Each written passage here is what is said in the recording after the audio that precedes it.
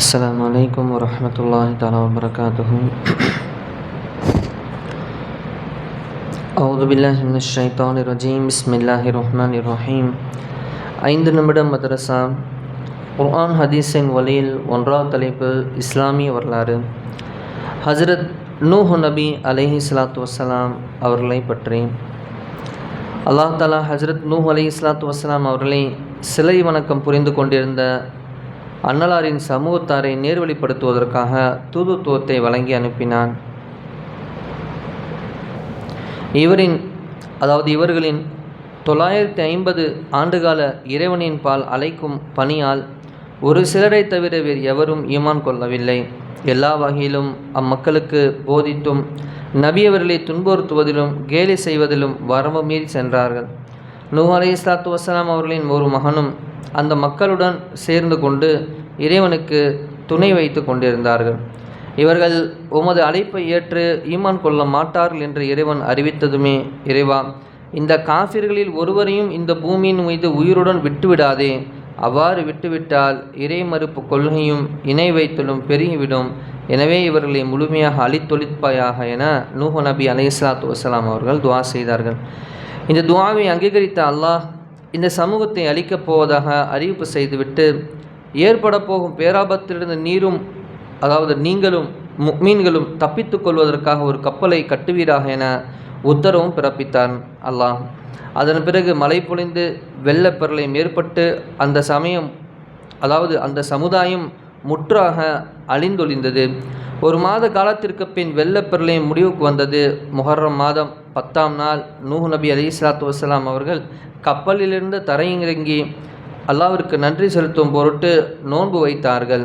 இந்நிகழ்ச்சிக்கு பிறகு நூஹ் அலைஹிஸ்ஸலாத்து வஸ்ஸலாம் அவர்களின் 3 மகன்கள் மீதமிருந்தனர். இவர்களின் மூலமே மனித தொடர் மீண்டும் இவ்வுலகில் உருவானது. இந்நிகழ்ச்சிக்கு பிறகு நூஹ் நபி அலைஹிஸ்ஸலாத்து வஸ்ஸலாம் அவர்களின் 3 மகன்கள் மீதமிருந்தனர்.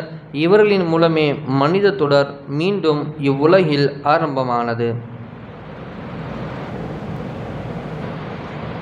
இரண்டாவது தலைப்பு அல்லாஹ்வின் ஆற்றல். தண்ணீர் அல்லாஹ்வின் மாபெரும் அருட்கொடையாகும். இது அனைத்து உயிரினங்களின் வாழ்வாதாரமாகும். தண்ணீர் இல்லாது போனால் மனிதனோ பிராணிகளோ தாவர இனங்களோ எதுவுமே இருக்காது. அல்லாஹ்வின் கருணையால் நாம் வாழ்ந்து கொண்டிருக்கிறோம். அவனே கடலை படைத்தான். பிறகு அதிலிருந்து மேகத்தின் வடிவில் தண்ணீரை உயர்த்தி வறண்ட பகுதியில் பொழிய செய்கின்றான். அந்த மழை நீரை பூமிக்கடியில் சேகரிக்கின்றான். இதன் மூலம் தாவரங்களுக்கு தண்ணீர் கிடைக்கிறது. மனிதர்களும் அந்த நீரை பருகுகிறார்கள். விளைநிலங்களும் அந்த நீரை பாய்ச்சுகிறார்கள். இன்னும் இந்த நீர் ஏராளமான வழிகளில் பயன்படுகிறது. சுப்ஹானல்லாஹ். மூன்றாவது தலைப்பு ஒரு பொருளை பற்றி. ஃபஜ்ர் இசாவை ஜமாத்துடன் தொழுதல். இசாவை ஜமாத்துடன் தொழுதவர் பாதி இரவு வணக்கம் புரிந்தவராகிறார். ஃபஜ்ரை ஜமாத்துடன் தொழுதவர் முழு இரவுமே வணக்கம் புரிந்தவராகிறார் என நபி ஸல்லல்லாஹு அலைஹி வஸல்லம் அவர்கள் கூறினார்கள். அல்லாஹ் இந்த பாக்கியத்தை நம்முடைய இறுதி மூச்சு வரைக்கும் தரணும் இன்ஷா அல்லாஹ். நான்காவது தலைப்பு ஒரு சுன்னத்தை பற்றி. பால் அருந்திய பின் வாய் கொப்பளித்தல். பால் அருந்திய பிறகு வாய் கொப்பளித்த நபி ஸல்லல்லாஹு அலைஹி வஸல்லம் அவர்கள் இதில் வளவளப்பு தன்மை இருக்கிறது என கூறினார்கள். ஐந்தாவது தலைப்பு ஒரு முக்கிய அமலின் சிறப்பு. நோன்பாளிக்கு உதவுதல். ஒரு நோன்பாளிக்கு நோன்பு துறப்பதற்காக உதவுபவருக்கு அவரின் பாவங்கள் மன்னிக்கப்படுவதற்கும் நரக நெருப்பிலிருந்து விடுதலை பெறுவதற்கும் அது ஒரு காரணமாகிறது. மேலும் நோன்பாளிக்கு கிடைக்கும் நன்மைகளை போன்று அவருக்கு நன்மை கிடைக்கும். இதனால் நோன்பாளியின் நன்மையில் எவ்வித குறைவும் ஏற்படாது என நபி ஸல்லல்லாஹு அலைஹி வஸல்லம் அவர்கள் கூறிய போது, நோன்பாளிக்கு நோன்பு துறப்பதற்காக உணவளிக்கும் அளவு எங்களிடம் வசதி இல்லையே என்று சஹாபாக்கள் பதிலளித்தார்கள். அதற்கு நபி அவர்கள், வயிறு புடைக்க உணவளிக்க வேண்டும் என்பதில்லை, மாறாக ஒரு பேரித்தம்பழம் அல்லது ஒரு மிடரு பால் அல்லது தண்ணீர் அளித்தாலே போதும், அல்லாஹ் நன்மையை அருளுவான் என பகர்ந்தார்கள். ஆறாவது தலைப்பு ஒரு பாவத்தை பற்றி. ஜகாத் வழங்காமை. பொருள் வசதி இருந்தும் எவர் ஜகாத் வழங்கவில்லையோ அந்த செல்வம் நாளை மறுமையில் வழுக்கை தலையும் 2 கண்களில் கரும் புள்ளிகளும் கொண்ட பாம்பாக மாற்றப்படும். அந்த ஜகாத்து கொடுக்கப்படாத செல்வம் நாளை மறுமையில் வழுக்கை தலையும் 2 கண்களில் கரும் புள்ளிகளும் கொண்ட பாம்பாக மாற்றப்படும். இந்த பாம்பு அடியார்களின் கேள்வி கணக்கு முடியும் வரை அவரை விழுங்கி கொண்டே இருக்கும் என விசாசனம் அவர்கள் கூறினார்கள். 7வது தலைப்பு உலகத்தை பற்றி. மறுமையின் அமலால் உலகை பெறுவது. எவர் மறுமையின் ஏதாவது ஒரு அமலால் உலகை விரும்புகிறாரோ அவர் முகம் கருத்துவிடும், அவரின் திக்ரு அளிக்கப்படும், அவரின் பெயர் நரகத்தில் எழுத்தப்பட்டுவிடும் என நபி ஸல்லல்லாஹு அலைஹி வஸல்லம் அவர்கள் பகர்ந்தார்கள். 8வது தலைப்பு மறுமையை பற்றி. முஸ்லிம்களுக்கு சுவனத்திற்கான வாக்குறுதி. அல்லாஹ் கூறுகிறான், நம்பிக்கை கொண்ட ஆண்களுக்கும் பெண்களுக்கும் அல்லாஹ் சுவனப்பதிகளை வாக்களித்துள்ளான். அவற்றின் கீழே ஆறுகள் ஓடிக்கொண்டிருக்கும், அவற்றில் அவர்கள் நிரந்தரமாக தங்கியிருப்பார்கள். நித்திய சுவனப்பதியில் தூய்மையான குடியிருப்புகளையும் அல்லாஹ் வாக்களித்திருக்கிறான் என சூரா தௌபாவிலே அல்லாஹ் கூறுகிறான். 9வது தலைப்பு நபி வழி மருத்துவம். கருஞ்சீரகத்தின் பலன். நீங்கள் கருஞ்சீரகத்தை உபயோகிங்கள், ஏனென்றால் இதில் மரணத்தை தவிர மற்றெல்லா நோய்களுக்கும் நிவாரணம் உண்டு என நபி ஸல்லல்லாஹு அலைஹி வஸல்லம் அவர்கள் கூறினார்கள். நீங்கள் கருஞ்சீரகத்தை உபயோகிங்கள், ஏனென்றால் இதில் மரணத்தை தவிர மற்றெல்லா நோய்களுக்கும் நிவாரணம் உண்டு என நபி ஸல்லல்லாஹு அலைஹி வஸல்லம் அவர்கள் கூறினார்கள். இந்த ஹதீஸின் விளக்கமாவது, அல்லாமா இப்னு கய்யிம் ரஹ்மத்துல்லாஹி அவர்கள் கூறுகிறார்கள், இதை உபயோகிப்பதால் வயிறு உப்பிசம், சளி, காய்ச்சல் நீங்குகின்றன.